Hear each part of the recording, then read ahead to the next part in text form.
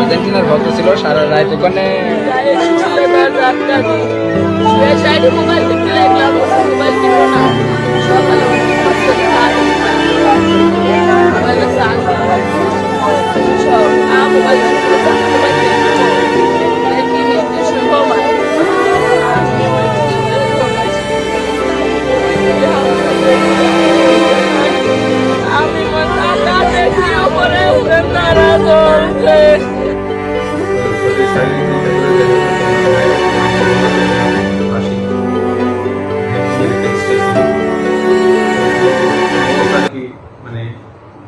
ফাঁসি নিয়ে মারা গেছেন এবং